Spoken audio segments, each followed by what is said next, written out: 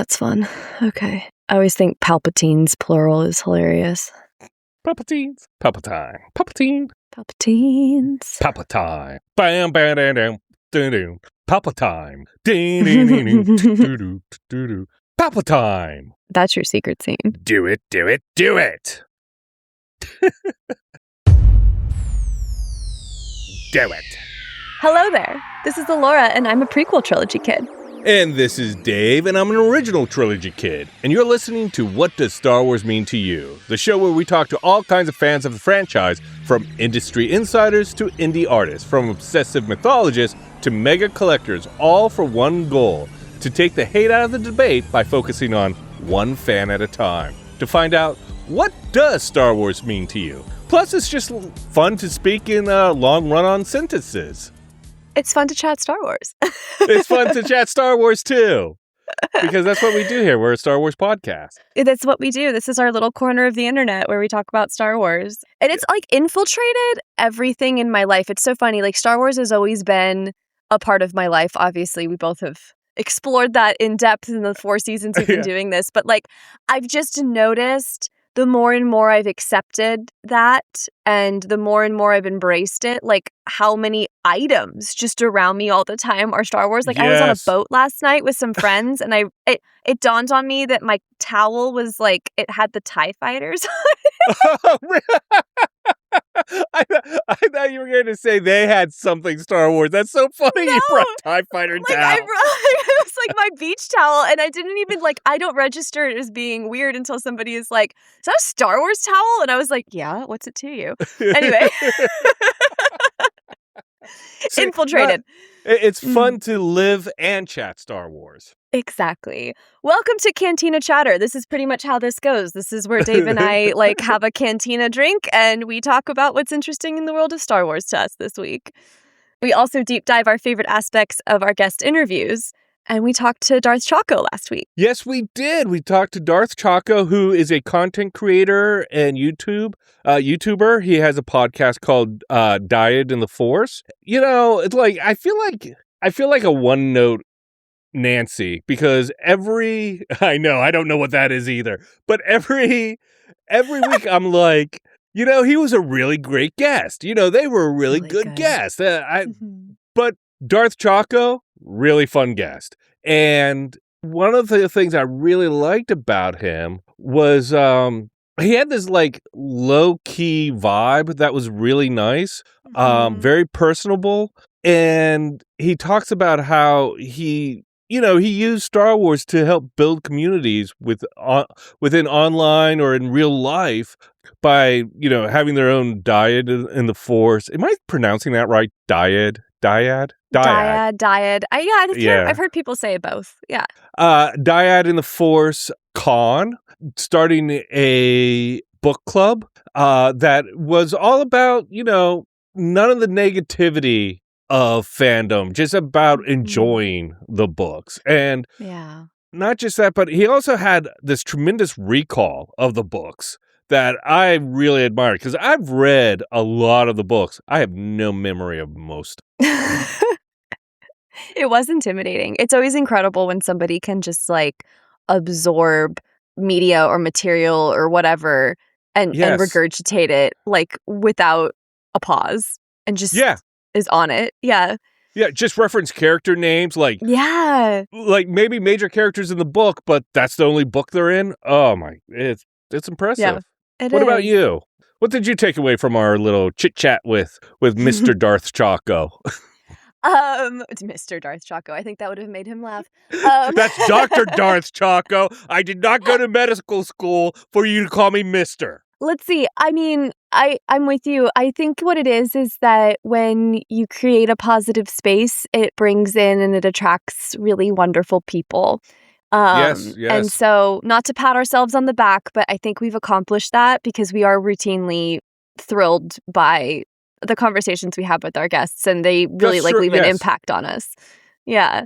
And he's no exception. And honestly, my favorite aspect of our interview is kind of in reference to that. He spoke at length about the importance of staying true to himself and not doing the extreme thing to artificially grow his audience. Yes. that like it's really easy to become viral and to get a lot of followers, but you kind of have to let in the debate that's maybe nastier or like a little bit louder and not as productive. I think everybody knows what I'm talking about. Negative, for whatever reason, spreads like wildfire more than the positive does, stereotypically on the internet. The dark side is easier, faster. Why didn't I think of that? So good. So good. So dead on. See, I just signed off from work, so I'm still in like corporate, mode, this galaxy head. I'm not in Star Wars just yet. So give me, I'm warming up. Well, we'll get there. We'll get there. So another favorite moment, and kind of leading into our data pad for the week, Darth Choco noticed my Attack of the Clones wall art that is behind me and featured very prominently in my office. It's the movie poster for those who don't have a visual. And he made a point to say that if your favorite Star Wars film is Episode 2, then you're the best of us. So not to brag, but but you're one of the best. But I'm one of the best. No, but he was saying that basically, like, you've been through the fire. You're still here. Yeah. And he also said Across the Stars slaps, which is true, and that the entire arena scene is peak cinema, which is also facts. So we thought it would be fun for the data pad this week to talk about how Attack of the Clones often gets treated as kind of the expendable prequel. It's the most teased, it's the most criticized, it's often the butt of a lot of jokes. And I don't think we need to pull at this thread too much because we've addressed it a lot on this pod already, but like the prequels in general received a lot of backlash from legacy fans at their release, and the actors themselves were doing a lot of unfair criticism. And so we've spoken about this on the show, and it's well known across the fandom that, actors like Ahmad Best and Hayden Christensen are getting the appreciation they deserve today from the kids that were fans of the prequels, like myself. So we want to do two things. We want to explore what we love about this movie, because there are things we both love. Yes. Even if there's things we both criticize, this is not this is not like a, we don't get it, we get it. But then we also want to consider the what if. So if Attack of the Clones disappeared, how much of Star Wars disappears with it? That's my premise for today. It's pretty much everything. It's pretty much everything.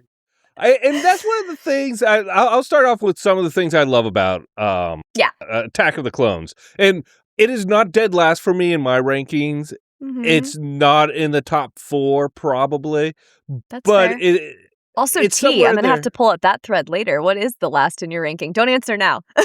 oh, okay. Yeah. We'll keep the audience wanting more. So I rewatched it to just like with the eye of like, what do I like about this movie? Because a lot of times I had a guest on one time who said this movie has everything: drama, romance, intrigue, mystery, film noir, action. And they're absolutely right. In rewatching it again, I think one of the first things is the scope of it. There's so much world building. And I think we'll touch upon this a little later too in the what if it disappears. But I did want to give it, look, coming off of 4 Star Wars movies, the original trilogy and then Phantom Menace, it's hard to see the scope of Attack of the Clones because you have so much more to compare it to. Right. But I really believe that if you just keep it within the prequel trilogy, and you think of the Phantom Menace is kind of a small movie. They're on Naboo, they go to Tatooine, they go back to Naboo. They're going to Naboo, they're on Coruscant, they're going to Geonosis, they're going to Camino. They go inside the Jedi library. They go inside all the cloning facilities. They go inside of a Tusken Raider camp. There's so many spaces they explore. And I think that gives it a wonderful, wonderful scope. Oh, yeah. It opened the world completely, in a way that wasn't done yet. Yeah. Do you want me to go on, or do you want to do one? No, please continue. Oh, okay. The other thing I really love about it and this is maybe a little small, but I really loved about it, is the new things in the sound design. Like, this is music, but I also consider it sound design because there's this guitar slide when Obi-Wan and Anakin are chasing the bounty hunter after the attempted murder on Padme. Sure. And as the car's going down, it's like, it's like this guitar. It's so kind of fun, but it's part of the music, but it's also sound design because it's representing what the car is doing. And I just think that's a lot of fun. And I feel like probably the first time we've heard an electric guitar within the soundtrack of Star Wars. I could be wrong about that, but I am going to plant my flag there. Yeah, I think I might be right. I also, the sonic boom charge that Jango Fett sends after Obi-Wan. That boom, boom, yeah, right? I mean, that was such an impressive sound design and moment, and it was so cool to see. And I also think a little bit of inspiration for the Holdo maneuver in The Last Jedi, where everything just goes silent. And the sonic boom does a little bit of that. Just goes silent and then boom. The Holdo maneuver, I think, was just all silence, but same effect on the audience. Really, really cool. And then another small thing, getting to see everything that Jango Fett's suit does. Like for the first time, we see what Boba Fett's suit does. What it's supposed to do. Yeah, he uses the missile in his backpack. He flies very intentionally with it. He uses the grappling hook to capture Obi-Wan. He uses these side things in his arms that like pop out as he's sliding down the side of the Camino base to like stop his slide. It was just like, what a cool moment to have. Obi-Wan and not Boba Fett, but Jango Fett. Basically the Boba Fett outfit. Different colors. A bounty hunter. A non-Mandalorian Mandalore. But this lightsaber versus Mandalorian fight. Where else do we get to see that? I mean, we do see it in Clone Wars, but it like up until that point, never saw it before. Oh, so facts. Well, I mean, we do see it in Return of the Jedi with Luke versus Boba Fett. I don't count that as quite the same. It was more Boba Fett being dismissed from the action in that scene because he comes over, he uses grappling hook on Luke. Luke bounces his laser back into Boba Fett. He falls over. I think he falls over, and then Han is like, Boba Fett, where? And the gaffy stick hits Boba Fett's backpack, and he launches into the side of the barge and lands in the Sarlacc the Kraken like animal. Yeah, yeah, that's fair. That's not a very impressive battle for Mr. Boba Fett. Yeah. Finally, this is a weird one, but the memes, like when you that's not weird. When you think of Star Wars memes, I think Attack of the Clones has a lot covered, especially the one where it's Anakin and Padme in the field, and Padme's like, right, Anakin? Right? It's like, we wouldn't kill children to help anyone, right, Anakin? Right? I hate sand is also a big one. Oh, yeah, I hate sand. And I have to say, watching again, that moment, the I hate sand moments, I can stand. It's immediately after when he goes, here, everything's smooth. And he touches her arm, and I'm like, ooh, that's a little creepy. Yeah, but it is, but like, it's also so like teenage boy who's never had a girlfriend, right? Like, which Anakin very much like slots into, so it's believable. Oh, I like that. I like that angle. I like looking at him in that way, 100%. Yeah. What about, I just madly rattled off some things. What about you? I feel like there were all kind of small things too. It doesn't matter. No. I think that's fair because it's not even in your top 4. True. I also, it's very on brand for you to focus in on like production elements that you like. Yeah. So True. I appreciate it. Well, mine is like, I think it's just so deeply rooted in nostalgia. This is the first Star Wars movie I remember seeing in a theater. Oh, And yes. so that has a huge impact. Yes. The music, I think, is insane Mm-hmm. in the most incredible way. I was obsessed. Padme was my Leia. Yep. So you have that too. Not that Leia didn't have an impact on me as well, because obviously I was introduced to the original trilogy before my parents introduced me to the prequels because they were not savages. But but I think that like there was something about those films coming out as I was coming up that, and then she was the more prominent toy that was available at the time, Yes. naturally because of what they were promoting. So really connected with her in a very deep way. Like I often ask myself kind of like the what would Leia do, but the what would Padme do? I think I got a lot of my like child sense of justice from Padme. Uh-huh. Yes. I was always the kid that was like pushing down the bully on the schoolyard, like knock it off. And I can't understate the world building, which we already addressed. Like that, it just transported me to truly another galaxy, which was very impactful for kid me.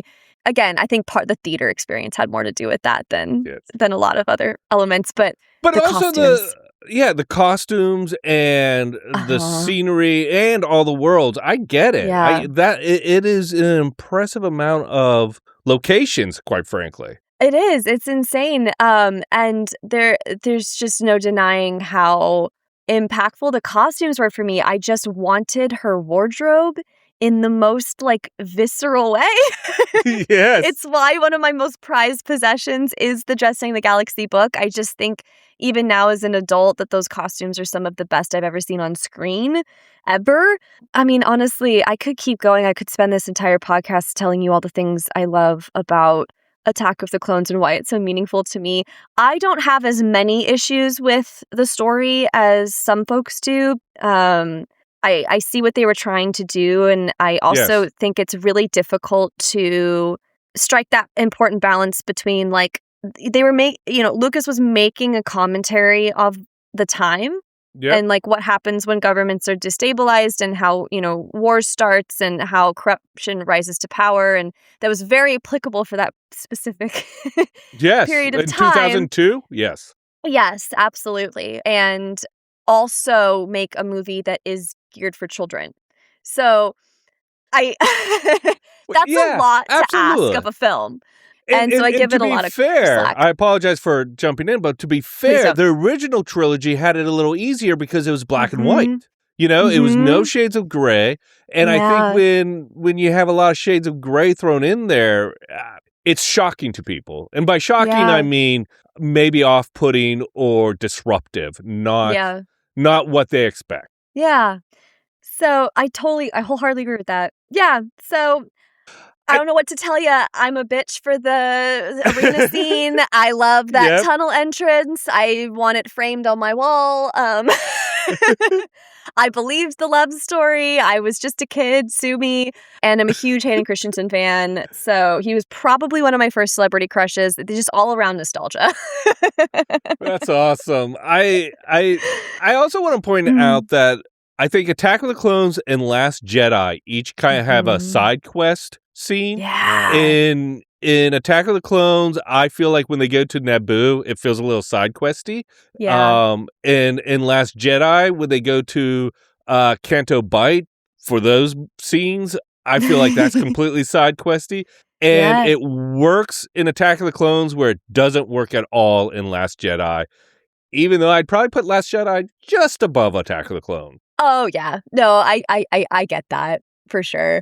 One of the things I think, I don't want to spend too much time here because I definitely want to get to our next section. But one of the things, and I'm going to bring this up later, that Attack of the Clones does so well is demonstrate how Palpatine came into power by like isolating the Jedi and thinly spreading them across the galaxy. And so one of the reasons I think that side quest hits better for you in that film is because it's just reinforcing that again. Like, there's another Jedi on another planet, abandoned, alone, and not helping Obi-Wan, not, Yes. isolated and getting angry.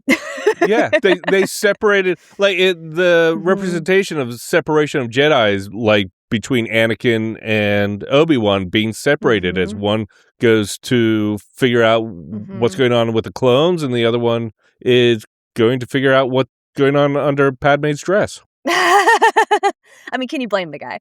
But also No.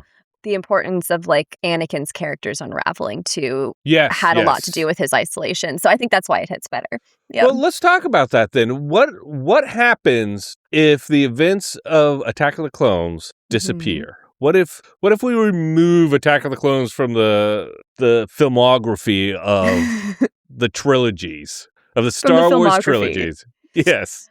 Yeah, like structurally, narratively, like it's probably one of the hardest films to remove.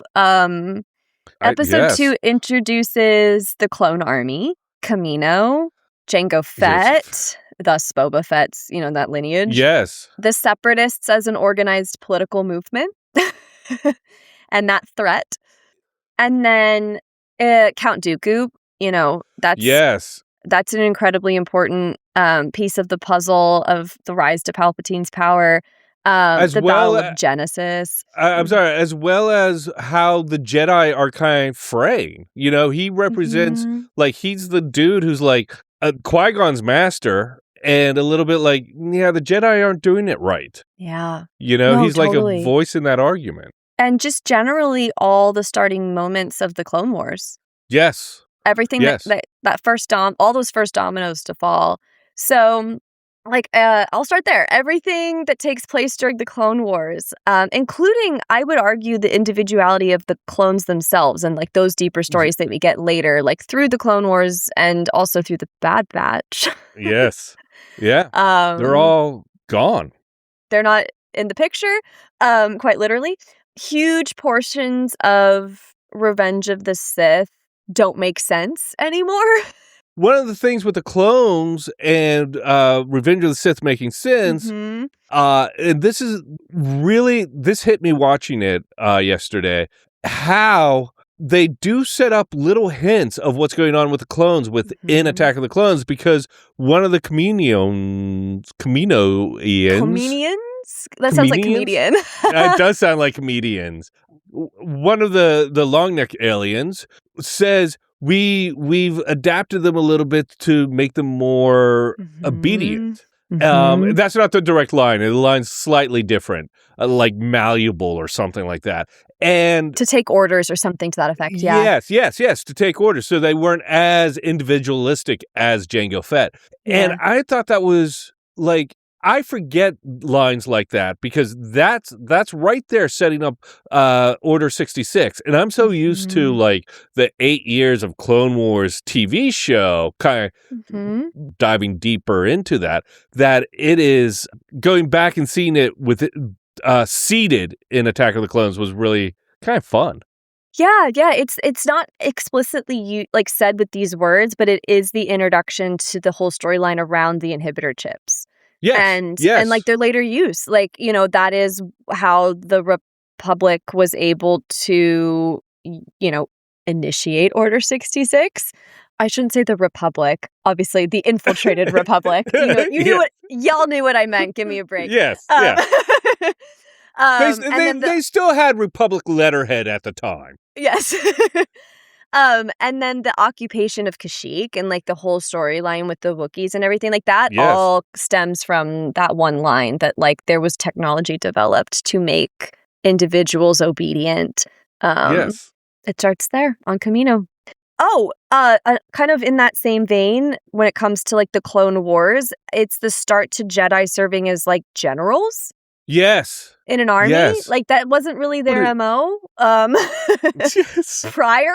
that was not a thing. They didn't organize and strategize battle. They, kept the peace. At least that's kind of how it's portrayed in the literature. Yeah. Usually the Jedi Master's going out and just trying to make the world a better place as opposed to war. Correct, yeah. And so with that, we lose really important context to just the general mechanism behind Palpatine's victory, which is Order 66, right? Yes. You know, Count Dooku, you know, is the one organizing the Separatists. He has all his little minions, and he's like puppeteering them so well, which honestly, the name Palpatine is like perfect, like chef's kiss, Lucas.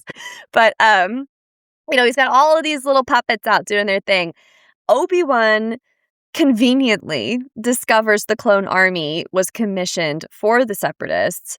Palpatine leverages this to kind of like engineer a war between both sides. Yes. Yeah. Now, And then uses that to criticize the establishment and take emergency power. Go ahead.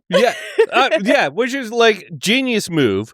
Like watching it again, I was wondering, right when you said Obi-Wan conveniently discovers the clone army, did Palpatine set that up? Was he like trying to lead Obi-Wan or just any of the Jedi to Camino so that they could go, oh, here's a clone army. Oh, now we have a big war. We need the clone army.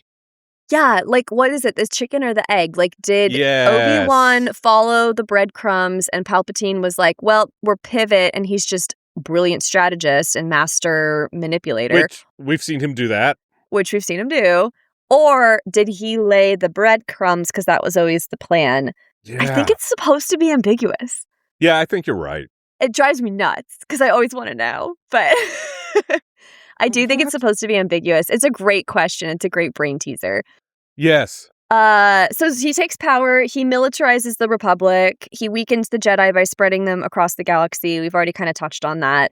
And then eventually, using the inhibitor chips, he turns their soldiers against them. And there's a massacre. And the Jedi that survive have to go into hiding. None of that happens without this movie. Yeah. Which arguably would probably be good for the Jedi, but bad for us who enjoy the story. And for Palpatine. Anakin and Padme don't become a couple. Yeah. That's not a thing. They don't have a pre-wedding actually, honeymoon. That's not fair because they are a couple in Revenge of the Sith. I will take that back. Their love story makes no sense. It's just out of the blue. Yes, it would be out. Yes, you're right. It would be out of the blue. And I know I say it's creepy and weird, but I do think Anakin wooed her during that time. Wait, okay, let me ask you this. I'm talking about chicken and egg. Did Padme like Anakin, or did Anakin get her to like him? Ooh. Or is that a weird question? As like, oh, what? You're wondering if there was like some force interference. Well, not just force interference, but like Padme kept saying no, but she was also kind of saying she said yes when she kissed him on the balcony. When he said she wasn't anything like sand, so she was into him. I would say she was into him, but was trying to play it safe. I think that she knew better. Yeah. But no one wears that outfit to break up with somebody. I know that outfit is. I was like I could literally never imagine. Like her boobs were up to her chin. What were we doing, babe? Yes. Yes. But, that choker is diabolical. Yes. It really is. Yeah. It really is. So I do think she was intrigued by him, yes. I think she does genuinely love him. I think that she knew better than to go down that road and thought she could fix him. And haven't we all been there, ladies? Funny. In that same kind of similar vein of it kind of being incomprehensible, Anakin's turn to the dark side is also not earned at all without Attack of the Clones. Correct. Yes, because you don't have him slaying the children and Tusken Raiders. I think one of the big reveals of what's coming with Darth Vader is when he kills the Tusken Raider village. Absolutely. You know, just totally gives into his rage and murders everybody. Yeah. And so if you see him killing younglings in Revenge of the Sith, you'd like, whoa, where did that come from? Yeah. Captain Angry. That's what they call me at work. That's what they call you at work. Yeah. No, it's out of complete left field. There's been no precedent set prior that like he's even capable of murderous intent. Like that's just not a thing. We lose Boba Fett's kind of whole mythology. Like it changes drastically. Like I don't think he's lost as a character, but like if he even exists at all, I guess, if we're really like taking, you know, the introductions of Attack of the Clones as Bible, you know, yeah, without all that, like we lose that entire story arc and show and just everything. Yes. He becomes more of a loner and a right-hand man to Jabba the Hutt, which I always thought was like an insult to Boba Fett, but whatever. That's a different discussion. Another Cantina chatter, a different drink. We wouldn't have Count Dooku, and I think he's far more important than his screen time suggests. And I think that this is touched upon, or at least noted and referenced in some of the novelizations, but he is the bridge between the Jedi, the Separatists, to the Sith. Like, that is engineered because Palpatine manipulates Dooku. He's Yoda's former Padawan, he's Qui-Gon's former master, and he's completely disillusioned, like you said earlier. He becomes Palpatine's apprentice, and he's basically groomed for sacrifice. Yes. Because he knows, like, the Dark One is coming, and it's not him. Yes. And he uses, like, honestly, I kind of feel bad for the guy. I feel bad for the guy, too. He seems to be, like, a high... What do you call that? A high society guy who's like really smart and suave and then just gets in with the wrong crowd and is way over his head. Yeah. And so like how No pun intended. No, quite literally, right? Like, and so how Palpatine comes into power also is not earned without that context. And that's what's in Attack of the Clones. And last but not least, because I know we're running short on time, without the Battle of Genesis, without the iconic arena scene, we lose all of the kind of like Jedi's point of no return. Like I feel like that scene is so important because they lose the war before they even know they're fighting one. Yes. There's a change in what the Jedi are and kind of how they operate. And Order 66 happens because, you know, Genesis was able to happen. And it was all orchestrated. And that's what I mean by, like, they lost before they even knew they were fighting. To give it a little bit of a modern day reference, this is going to be funny. The clones were the Trojan horse that the Jedi let in to Troy. Yep. So, there you have it. It cannot be your favorite Star Wars movie, but you can't say it's not one of the most important Star Wars movies. Yeah. And so, if you love Episode 2, you're the realest of us. What were you going to say? Exactly. I was going to say, where, like, roughly, because I don't believe in permanent rankings, because I think, like, someday it could be number 1, someday it could be number 10. But where does Attack of the Clones live for you? That's a great question. I should have known you were going to ask me that. It does depend. Because you said it's not firm, I'm going to say it probably actually does fall very hard in my top 3. And it's because of all the reasons I said earlier. It's just a big, it's on my wall for a reason. You know, if I'm picking one from each trilogy, it's the one from the prequel. So despite how much I appreciate the just epicness that is Revenge of the Sith, it's an incredible movie. Attack of the Clones will always have my heart. That's awesome.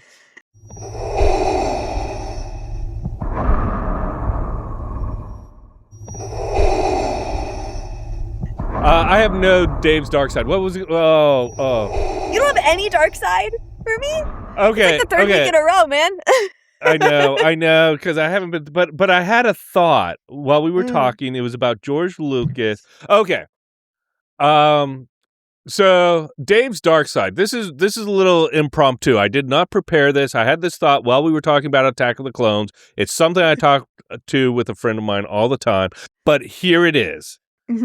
People overlook, and I think Attack of the Clones is the perfect example of what a genius producer George Lucas is when it comes to creating tent poles within stories so that you could tell a bunch of different stories underneath that tent pole. Like, Star Wars obviously was a step into a brand new world. It was like, and the idea of this world was you didn't tell the audience who the good guys and bad guys were. You visually told them. You didn't tell them where they were or what was going on. You just let them get in on the ride. Now, it then visually a lived-in universe, and he told a simple story that then these characters could tell 1,000 different stories. You could ride with them anywhere. And I think Attack of the Clones does this really, really well for all the reasons we just talked about. We talked about the scope. We talked about like the little seeds that are planted there. I mean, the invention of the clones and that line about to make them more docile is 8 seasons of the Clone Wars. Yes, it's the Bad Batch. All because George Lucas is such a kind of, because he gives you just a hint of something that can be explored further without ever saying it's a mystery. Now, J.J. Abrams is always like, oh, why does she have the lightsaber? Where did that come from? Well, we're not going to tell you now. It's like, that's not a tentpole thing that you can build hundreds of stories under. Picking up The Last Jedi right after The Force Awakens ends, again, not giving you space to build 1,000 stories. Where George Lucas was like, here's a sandbox. Here's a bunch of toys. Tell 1,000 stories. I'm going to tell 3. It's almost like we used to make movies where we trusted the audience was intelligent. Yes, absolutely. Absolutely. And also, the mystery boxes weren't like glittery little things that made you go, oh, what's that? They were things you didn't even know you wanted to know more about. Like, here, Empire Strikes Back. Here's a dude, and Vader says, no disintegrations. Also, he's the coolest motherfucker in the world. Yeah. So I guess my dark side is George Lucas is a genius producer. He was a great director. We overlooked that because of clunky dialogue and... Yeah, that's fair. Let's face it, maybe not great pulling performances out of actors. But when it comes to telling a large story, mwah. So that's what Star Wars means to us this week. We want to thank Darth Choco again for sharing his Star Wars story. Let us know what you think about Attack of the Clones. Where does it stand within your rankings? Are your rankings solid or are they kind of fluid? Tell us the positive. Yes, tell us the positive. And you can do so at Star Wars Mean to You. That's Star Wars Mean, the number 2 and the letter U. And next week, we're going to take the hate out of the debate with the premiere of our Light Side, Dark Side debate. It features Brown Leader from Hyperspace Heroes, as well as Ro from Scarif Scuttlebutt Podcast. And we haven't recorded it yet. I think it's going to be a lot of fun. We'll see. I'm hoping to do more of these. The outline's a blast, so I'm Yes. I'm excited to see. We'll hear it live with you. No, I'm kidding. So until then, may the Force be with you. And with you.